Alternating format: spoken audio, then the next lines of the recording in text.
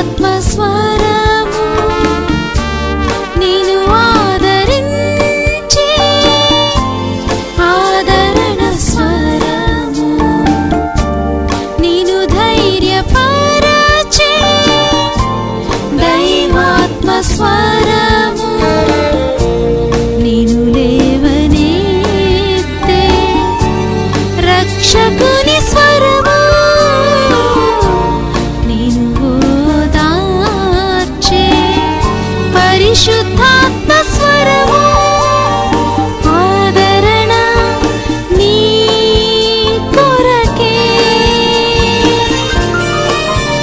దైవాదరణ నీ కొరకే. దేవుని ప్రియమైన బిడ్డలారా, ప్రభువైన యేసుక్రీస్తు నామంలో మీ అందరికీ నా హృదయపూర్వకమైన వందనాలు చెల్లిస్తున్నాను. దేవుని బిడ్డలారా, ఈ ఆదరణ కార్యక్రమం ద్వారా అనేకులు దీవించబడుతున్నారని నమ్ముతున్నాం. మాకు వస్తున్న ఫోన్స్ని బట్టి, మాకు వస్తున్న మెసేజ్లను బట్టి అనేకులు మా నంబర్ను వాట్సాప్కు యాడ్ చేసి వాట్సాప్ ద్వారా మెసేజ్లు పంపించడం ద్వారా మేము ఎంతగానో సంతోషిస్తున్నాం.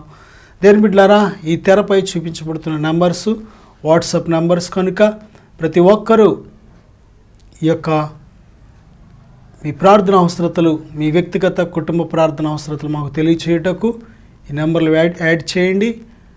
తప్పకుండా మీ ప్రార్థన అవసరతలు మాకు తెలియచేయండి. మేము మీకోసం నిత్యం ప్రార్థిస్తున్నాం.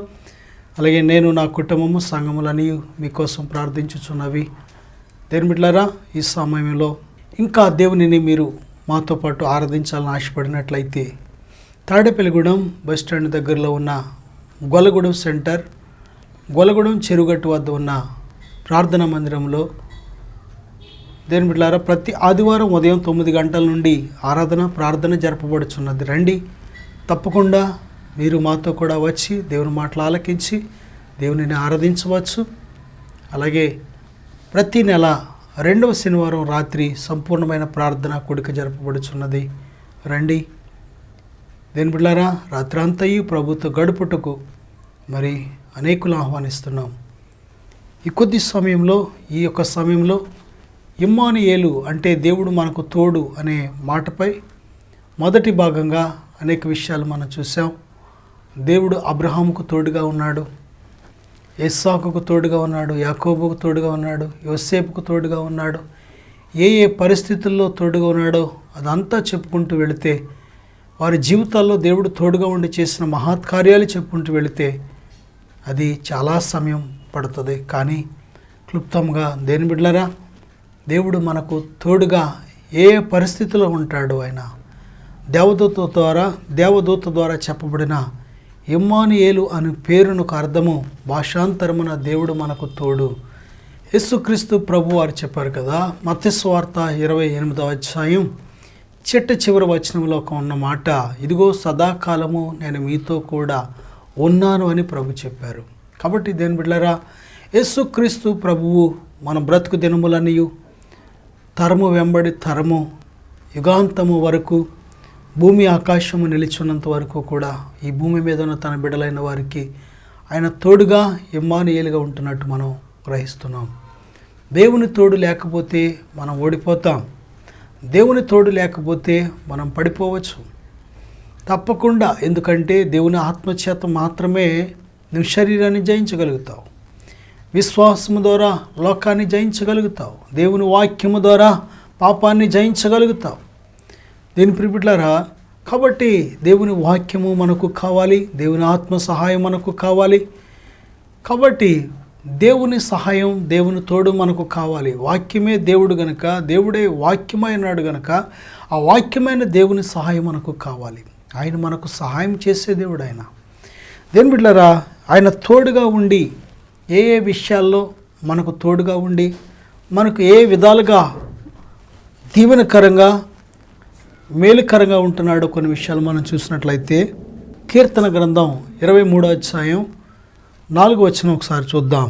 గాఢాంధకారపు లోయలో నేను సంచరించినను ఏ అపాయమునకు భయపడను, నీవు నాకు తోడయ్యుందువు, నీ దుడ్డు కరయు నీ దండమును నన్ను ఆదరించును. దేని బిడ్డారు, ఇక్కడ ఒక ప్రత్యేకమైన పరిస్థితిని గురించి భక్తుడు చెబుతున్నాడు. గాఢాంధకారపు లోయలో నేను సంచరించినను. నా సహోదరుడా, సహోదరి, వెలుగున్నంత వరకు, సమభూమి గల ప్రదేశంలో మనం సంచారం చేసినంత వరకు భయపడక్కర్లేదు.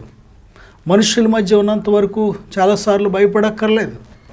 కానీ గాఢాంధకారపు లోయ అనే ఒక పరిస్థితి మన జీవితంలో ఒక్కోసారి ఎదురవుతూ ఉంటుంది.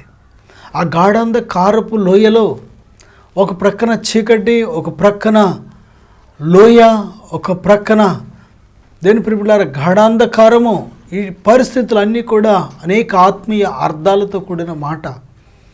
ప్రియులారా, ఒక ప్రక్కన శత్రువు, ఒక ప్రక్కన భయము, ఒక ప్రక్కన శత్రువు మనపై దాడి, లేక ప్రియులారా గాఢాంధకారం అంటే మన జీవితంలో ఎన్నడూ కూడా భయపడలేని పరిస్థితులు అన్నమాట.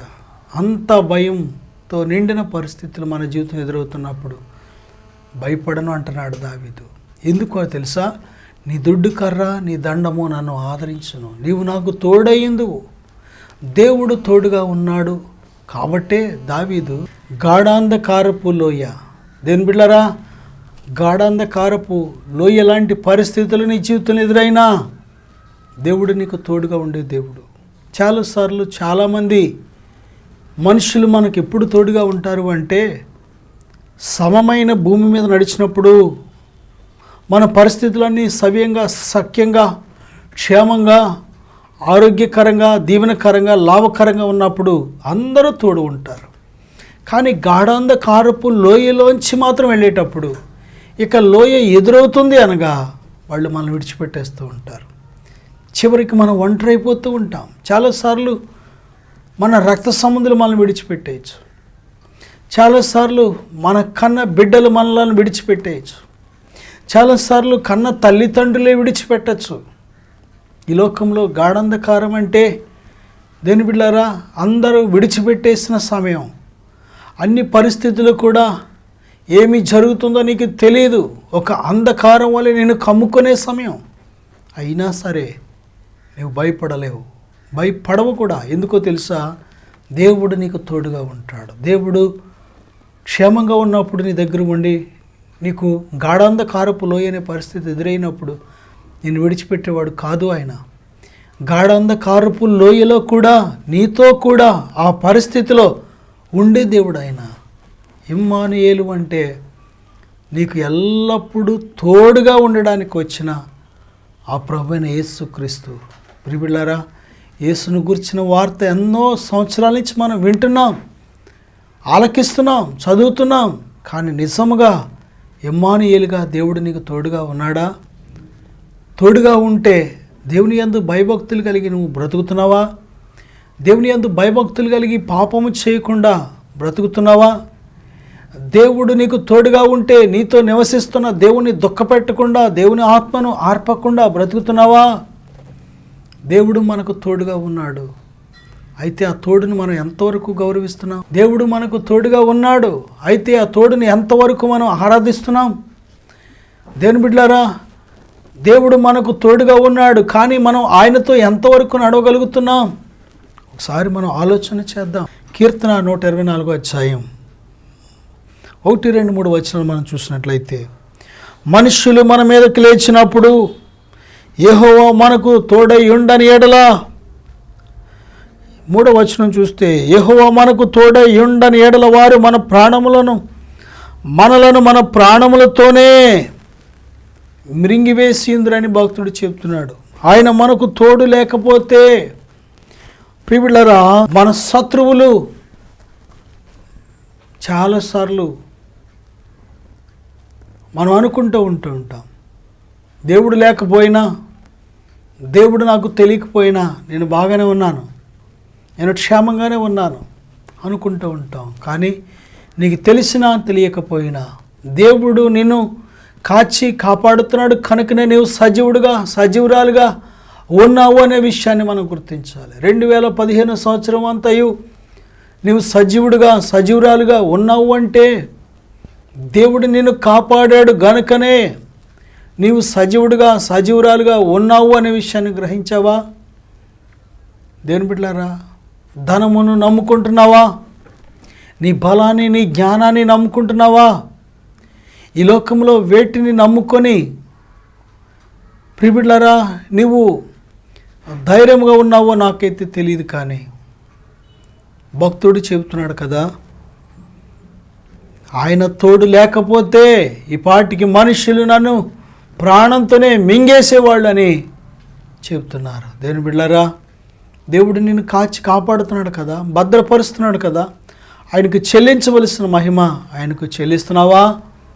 ఆయనకు మహిమ చెల్లించేవారిగా మనం ఉండాలి. యెషయా గ్రంథం 41వ అధ్యాయం 10వ వచనం చూసినట్లయితే, నీవు నా దాసుడవనియు నేను నిన్ను ఉపేక్షింపక ఏర్పరచుకుంటుననియు నేను నీతో చెప్పి ఉన్నాను, నీకు తోడై ఉన్నాను, భయపడకము, నేను నీ దేవుడినై ఉన్నాను, దిగులు పడకము, నేను నిన్ను బలపరుతును, నీకు సహాయము చేయువాడును నేనే, నీతి అను నా దక్షిణ హస్తముతో నేను ఆదుకొందును అని దేవుడు చెప్తున్నాడు. దేవుని బిడ్డలారా, ఆదుకునే దేవుడు, ఆశ్చర్యకరమైన దేవుడు, ఆలోచన కర్త అయిన దేవుడు ఆయన తన దక్షిణ హస్తముతో నిన్ను ఆదుకోవాలని ఆశపడుతున్నాడు. నీతి అను తన దక్షిణ హస్తముతో నిన్ను ఆదుకోవాలని ఆశపడుతున్నాడు. ఆయన చెబుతున్నాడు కదా, భయపడకు, దిగులు పడకు, జడియకు. ఎందుకో తెలుసా? నీకు తోడుగా దేవుడు ఉన్నాడు. దేవుని బిడ్డలారా, యెషయా గ్రంథం 43వ అధ్యాయం 2వ వచనం మనం చూసినట్లయితే, నీవు జలములలో బడి దాటునప్పుడు నేను నీకు తోడయ్యిందును, నదులలో బడి వెళ్ళినప్పుడు అవి నీ మీద పొర్లి పారవు, నీవు అగ్ని మధ్యన నడిచినప్పుడు కాలిపోవు, జ్వాలలు నిన్ను కాల్చవు. చూడండి ఎంత గొప్ప ఉన్నతమైన వాగ్దానమో. నేను నీకు తోడయ్యున్నాను, నేను నీకు తోడయ్యిందును, జలములలో బడి వెళ్ళిన, నదులలో బడి వెళ్ళిన. దేని బిడ్డారా, జలములు ప్రవాహాలుగా నీ మీద పొర్లి వచ్చి పడినా. దేని ప్రియబిడ్లారా, చాలాసార్లు మన జీవితంలో జలములు మన మీదకు పొర్లి వచ్చే పరిస్థితులు ఏర్పడుతూ ఉంటాయి. ఇక ఈ వరదలో నేను కొట్టుకెళ్ళిపోతానేమో, ఈ జలములు నన్ను ముంచివేస్తాయేమో, అటువంటి పరిస్థితులు మన జీవితంలో ఎదురవుతూ ఉంటాయి. అయినా సరే భయపడద్దు. దేవుడు వాగ్దానం చేస్తున్నాడు, నేను నీకు తోడయ్యిందును, అగ్ని జ్వాలలు నిన్ను కాల్చవని దేవుడు చెబుతున్నాడు.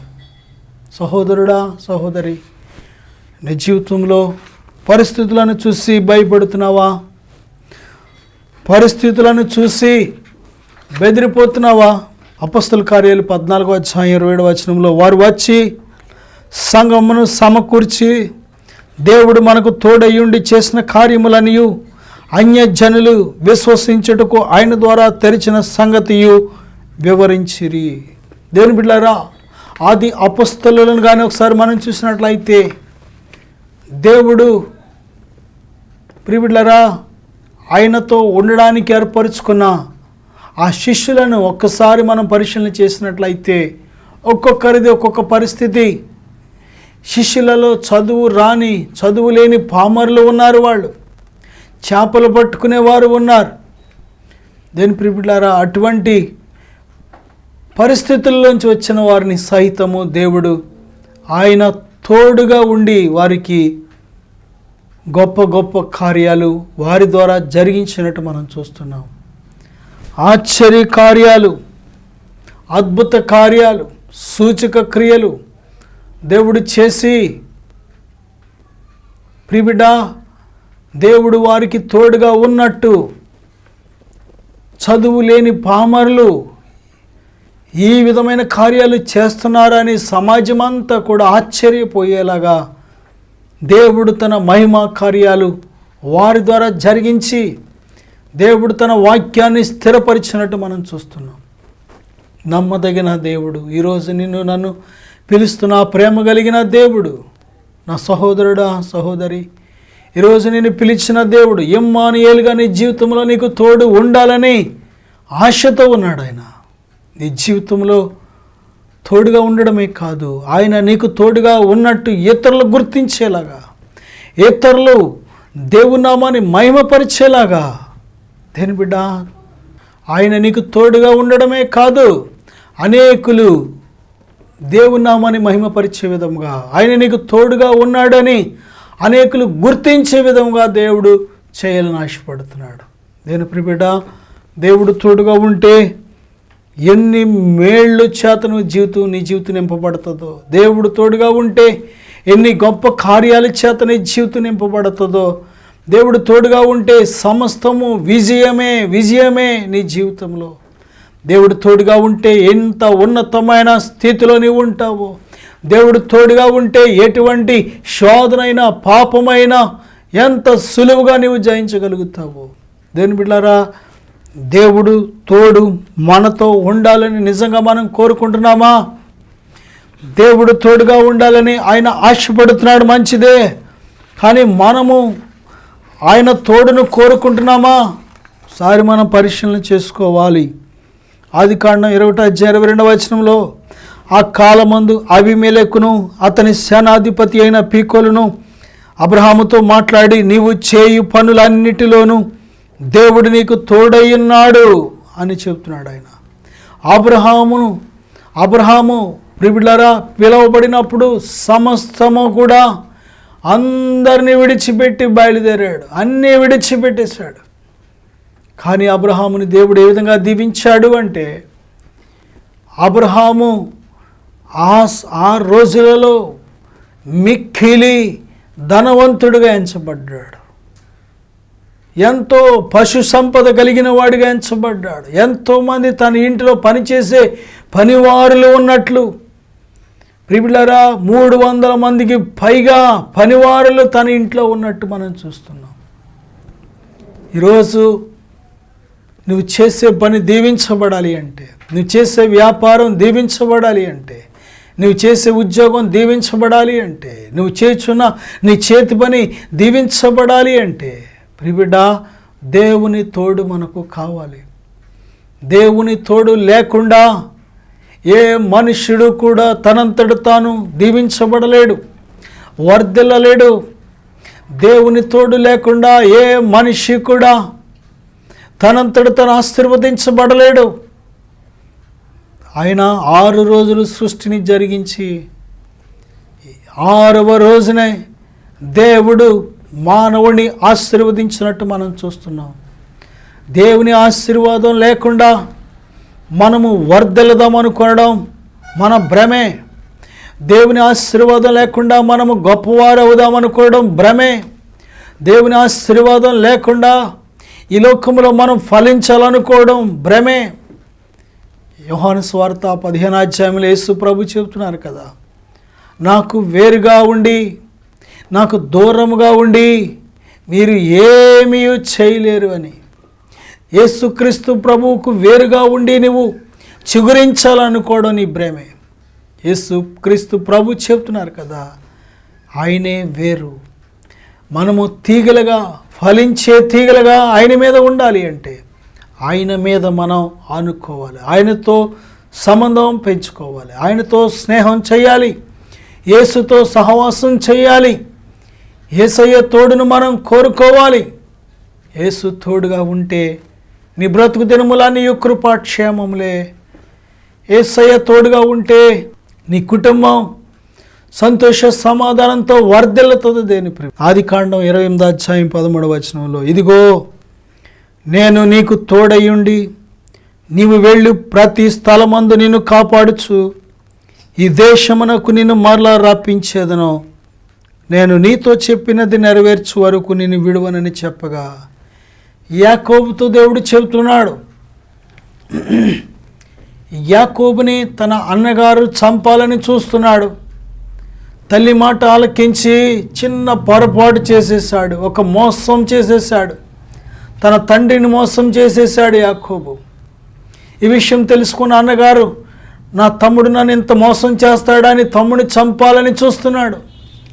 అయ్యో, నా బిడ్డలిద్దరూ కొట్టుకుని చనిపోయేలాగా ఉన్నారే అని ఆ తల్లి తండ్రి వేరొక మార్గం లేక, ఇదిగో పలానా చోట నా అన్నగారు ఉన్నాడు లాబాను, ఆయన దగ్గరికి నువ్వు పారిపో అని ఆ తల్లి తండ్రి చెప్పి పంపించినప్పుడు యాకోబు వెళ్ళిపోతున్నాడు.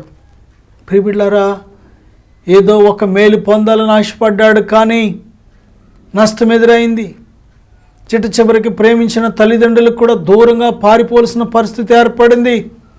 కానీ దేవుని యొక్క దృష్టిలో యాకోబు ఉన్నాడు కనుక, దేవుని ప్రణాళికలో యాకోబు ఉన్నాడు కనుక ఆ యాకోబుతో దేవుడు మాట్లాడుతున్నాడు. యాకోబు, నేను నీకు తోడై ఉంటాను. నీ వెళ్ళి ప్రతి స్థలమందు నేను కాపాడి నేను ఆశీర్వదించి మళ్ళీ నేను ఇక్కడికి తీసుకొస్తానని దేవుడు మాట్లాడుతున్నాడు. దేవుని బిడ్డలారా, నీ జీవితంలో నీ వెళ్ళి ప్రతి స్థలమందు నేను కాపాడాలి అంటే దేవుడు తోడు కావాలి. నువ్వు ఏ దేశం వెళ్ళినా, ఏ రాష్ట్రం వెళ్ళినా, ఏ జిల్లా వెళ్ళినా, ఏ ఇంటికి వెళ్ళినా, ఏ ప్రాంతం వెళ్ళినా సరే ప్రిబిడ్డ, దేవుని తోడు ఉంటే ఆశీర్వదించబడి నువ్వు మళ్ళీ వస్తావు. దేవుని తోడు లేకపోతే వెళ్ళేటప్పుడు సంతోషంగా వెళతావు, కానీ వచ్చేటప్పుడు అన్నీ పోగొట్టుకుని వస్తూ ఉంటావు. దేవుని తోడు లేకపోతే ప్రారంభించేటప్పుడు సంతోషంగా ప్రారంభిస్తావు, కానీ ముగించేటప్పుడు ఏడుపుతో ముగింపు ఉంటుంది. దేవుడి తోడు లేకపోతే ప్రారంభించేటప్పుడు లాభకరంగా అనుకుంటావు, కానీ ముగింపు నష్టాలతో ముగించబడుతూ ఉంటుంది. దేని బిడ్డలారా, మన జీవితంలో లాభకరంగా ఉండాలా, నష్టకరంగా ఉండాలా, సంతోషంతో ముగించబడాలా, లేక దుఃఖముతో ఏడుపుతో ముగించాలనేది మన చేతిలో ఉంది. నువ్వు దేవునితో సహవాసం కోరుకున్నట్లయితే, దేవుని తోడు నువ్వు కోరుకున్నట్లయితే నీ జీవితం ఆశీర్వాదంతో ముగించబడుతుంది.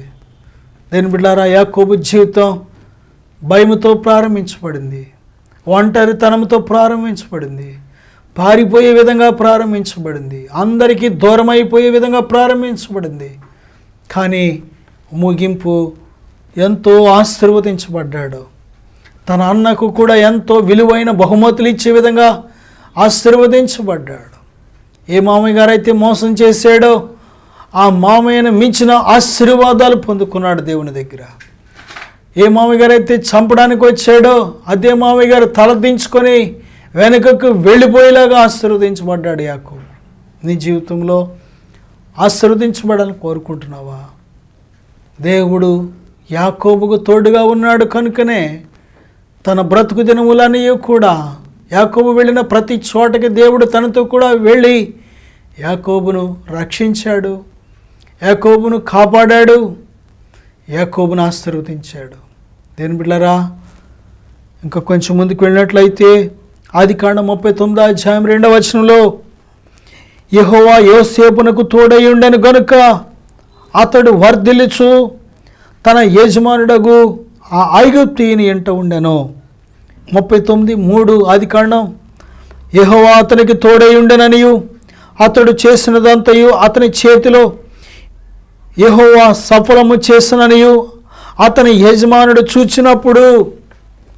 చూడండి, యోసేపు తన స్వంత అన్నలే అమ్మివేశారు దీని ప్రిబిడ్డ. ఆ కొనుక్కున్న యజమానుడు ప్రారంభంలో చాలా భయంకరమైన వెట్టి చాకరీ చేయించాలని చూశాడు, భయంకరంగా వేధించాడు.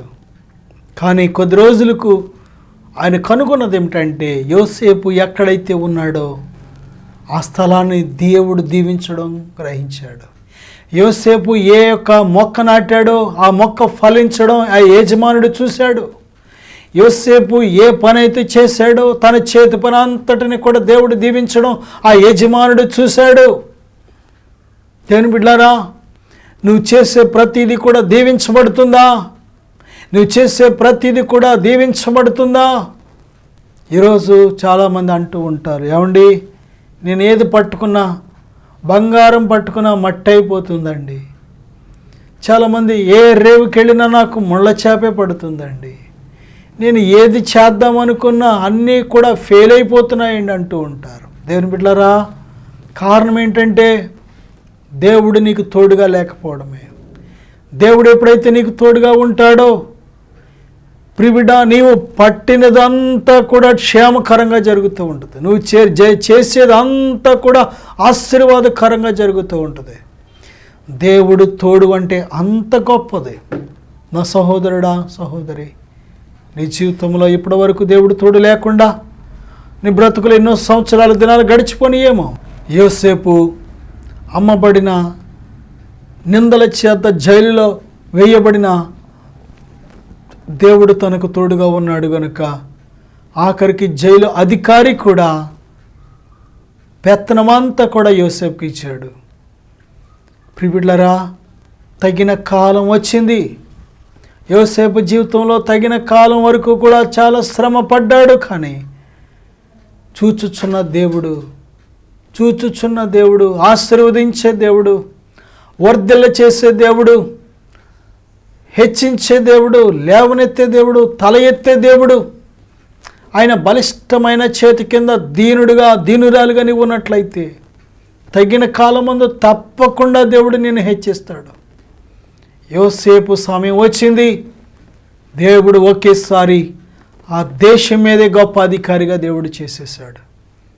దేని బిడ్డలారా, చాలాసార్లు నీ జీవితంలో ఓడిపోతున్నావని భయపడుతున్నావా?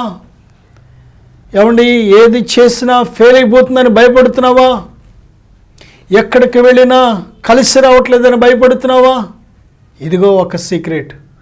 దేవుడు నీకు తోడుగా ఉంటే సమస్తము సఫలపరచబడుతుంది.